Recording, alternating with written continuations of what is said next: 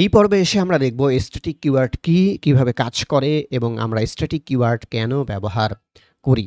Object oriented প্রোগ্রামিংয়ে static keyword খুবই গুরুত্বপূর্ণ একটা বিষয়। কেননা স্ট্যাটিক কিওয়ার্ডের মাধ্যমে করা যায় কি, উইদাউট ক্রিয়েটিং এনি অবজেক্ট একটা ক্লাস থেকে সরাসরি তার যেই প্রপার্টিসগুলো রয়েছে সেই প্রপার্টিসগুলোকে অ্যাক্সেস করা যায়। তো ধরুন এখানে আমি খুব ছোট্ট করে একটা ক্লাস তৈরি করে নিলাম। এই ক্লাসের নাম হচ্ছে আমার পারসন। এখন এই পারসন নামে যে ক্লাসটা আমি তৈরি করে নিয়েছি, এই ক্লাসের ভিতরে ফার্স্ট নেম আমার একটা প্রপার্টি, লাস্ট নেম আমার একটা প্রপার্টি এবং গেট নেম নামে আরও একটি ফাংশন আমার রয়েছে, যেই ফাংশনের ভিতরে my name is this dot first name এবং দিস ডট লাস্ট নেম আমি এখান থেকে নিয়ে নিলাম। এখন আমরা সকলেই জানি যে এই ক্লাসের কোনো রিসোর্স যদি আমরা ইউজ করতে যাই তাহলে অবশ্যই ওই ক্লাসের একটা অবজেক্ট আমাদেরকে তৈরি করে নিতে হবে। তো ধরুন পার্সন নামে যে ক্লাসটা আমি তৈরি করে নিয়েছি সেই ক্লাসের অবজেক্ট আমি পার্সন অবজেক্ট তৈরি করে নিলাম। এরপর আমি এখান থেকে গেট নেমকে কনসোল লগ দিয়ে দিলাম। এখন এই যে অবজেক্ট তৈরি না করার পর্যন্ত আমরা এখান থেকে কিন্তু ফার্স্ট নেম বলেন, লাস্ট নেম বলেন কিংবা গেট নেম বলেন, কোনো প্রপার্টিকেই উইদাউট ক্রিয়েটিং এনি অবজেক্ট আমরা কোনোভাবেই এখান থেকে কি করতে পারি না, এখান থেকে আমরা অ্যাক্সেস করতে পারি না। এবং এইটাকে যদি আমরা টার্মিনালে এর যে আউটপুট, এই আউটপুট যদি আমরা দেখি তাহলে ঠিক গেট নেম ফাংশন যেটি রিটার্ন করছে আমরা সেই আউটপুটটাই কিন্তু দেখতে পাচ্ছি। এখন আমরা যদি চাই যে এখান থেকে যে কোনো একটা প্রপার্টিকে উইদাউট ক্রিয়েটিং এনি অবজেক্ট, কোনো ধরনের অবজেক্ট ক্রিয়েট করা ছাড়াই আমরা অ্যাক্সেস করব, সেক্ষেত্রে সেই প্রপার্টির সামনে আমরা করতে পারি কি, স্ট্যাটিক কিওয়ার্ড ব্যবহার করতে পারি। বিষয়টা ঠিক এরকম যে কোনো ধরনের অবজেক্ট ক্রিয়েট করা ছাড়াই সরাসরি ব্লুপ্রিন্ট থেকে, আমি আবারও বলছি সরাসরি ব্লুপ্রিন্ট থেকে, কেননা ক্লাস কি, ক্লাস হচ্ছে অবজেক্টের একটা ব্লুপ্রিন্ট।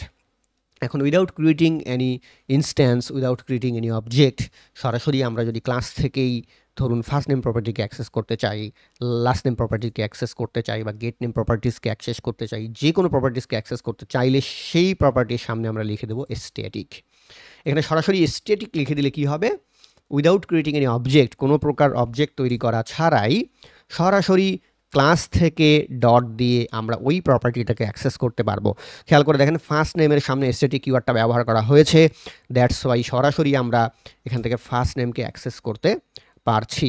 কিন্তু এখানে যদি কিনা আমরা স্ট্যাটিক কিওয়ার্ড নিয়ে যখন কাজ করছি, এখানে যদি আমরা লাস্ট নেমকে অ্যাক্সেস করতে চাই, খেয়াল করে দেখেন লাস্ট নেম কিন্তু কোনোভাবেই আমাদের এখানে সাজেস্ট করছেই না।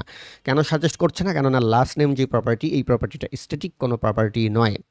তো ঠিক এই রকম ফার্স্ট নেমের মতোই ধরুন আমি লাস্ট নেমের সামনেও স্ট্যাটিক লিখে দিলাম। তাহলে এইখানেও যদি আমি স্ট্যাটিক লিখে দেই তাহলে সরাসরি উইদাউট ক্রিয়েটিং অ্যান অবজেক্ট আমরা পার্সন ক্লাস থেকেই কিন্তু লাস্ট নেম প্রপার্টিসটাকেও অ্যাক্সেস করতে পারবো। এবং একইভাবে আমরা যদি এই ফাংশনের সামনেও স্ট্যাটিক লিখে দেই তাহলে সরাসরি উইদাউট ক্রিয়েটিং এনি অবজেক্ট, আমি আবারও বলছি সরাসরি উইদাউট ক্রিয়েটিং এনি অবজেক্ট, কোনো ধরনের অবজেক্ট তৈরি করা ছাড়াই আমরা এখানকার যেই ফাংশনটি আছে সেই ফাংশনটিকেও অ্যাক্সেস করতে পারবো। অর্থাৎ স্ট্যাটিক কিওয়ার্ড হচ্ছে এমন একটা ম্যাজিক কিওয়ার্ড, যেই কিওয়ার্ড ব্যবহার করলে আপনার আর অবজেক্ট তৈরি করার প্রয়োজন হচ্ছে না। সরাসরি আপনি আপনার যে ক্লাস আছে সেই ক্লাস থেকেই সরাসরি প্রপার্টিসগুলোকে অ্যাক্সেস করতে পারছেন।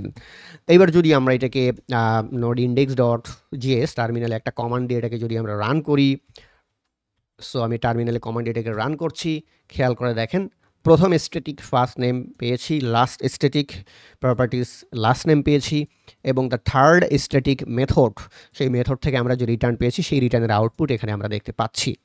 এখন প্রশ্ন হচ্ছে যে আপনি কেন স্ট্যাটিক ব্যবহার করেন, হোয়াই, এখানে আপনি কেন প্রপার্টিসকে স্ট্যাটিক করবেন।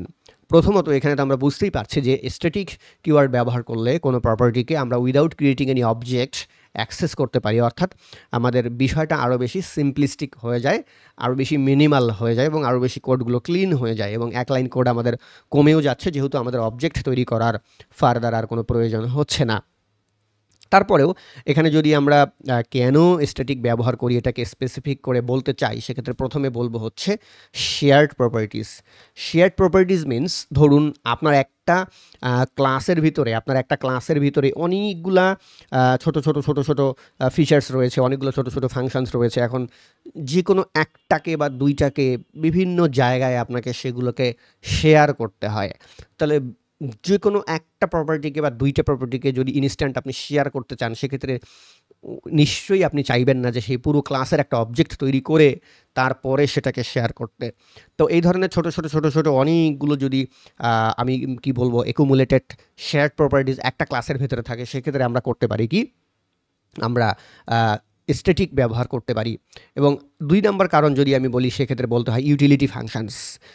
এই ধরেন ফর্ম ভ্যালিডেশন করা, ডেটা ভ্যালিডেশন করা, তারপরে হচ্ছে ছোট ইউটিলিটি ফাংশন, যে আপনার ট্রাই ক্যাচ ব্লক নিয়ে কাজ করা, আপনার রেস্ট এপিআই কল হয়েছে কি না, একটা ছোট্ট গেট মেথড নিয়ে কাজ করা, একটা ছোট্ট পোস্ট মেথড নিয়ে কাজ করা, একটা ছোট্ট টোকেন ইনকোড করা, ডিকোড করা। এই ধরনের একটা অ্যাপ্লিকেশনের ভিতরে বিভিন্ন ইউটিলিটি ফাংশনস থাকতে পারে। তো অনেকগুলো ইউটিলিটি ফাংশনস নিয়ে যদি আপনি একটা ক্লাস তৈরি করেন, নিশ্চয়ই পুরো ক্লাসের অবজেক্টটা বারবার আপনার প্রয়োজন হবে না। সেই ইউটিলিটি মেথডগুলো বিভিন্ন সময় বিভিন্ন জায়গাতে আপনার প্রয়োজন হবে। সেক্ষেত্রে আপনি স্ট্যাটিক ব্যবহার করতে পারেন। এবং এছাড়া আরও একটি বিষয় রয়েছে, সেটা হচ্ছে মেমোরি এফিসিয়েন্সি। এখানে মেমোরি এফিসিয়েন্সির দিক থেকেও স্ট্যাটিক অনেক বেশি অ্যাডভান্স, এবং এখান থেকে অ্যাডভান্টেজেস আপনি পাবেন। আর যেহেতু মেমোরি এফিসিয়েন্সির দিক থেকে অ্যাডভান্টেজেস পাওয়া যায়, সেহেতু পারফরমেন্সের দিক থেকেও আপনি অ্যাডভান্টেজেস পাবেন। তো আশা করি স্ট্যাটিক কিওয়ার্ড কি, স্ট্যাটিক কিওয়ার্ড আমরা কিভাবে ব্যবহার করি, কেন ব্যবহার করি, ওকে, এই প্রশ্নের উত্তরগুলো আপনারা পেয়ে গেছেন।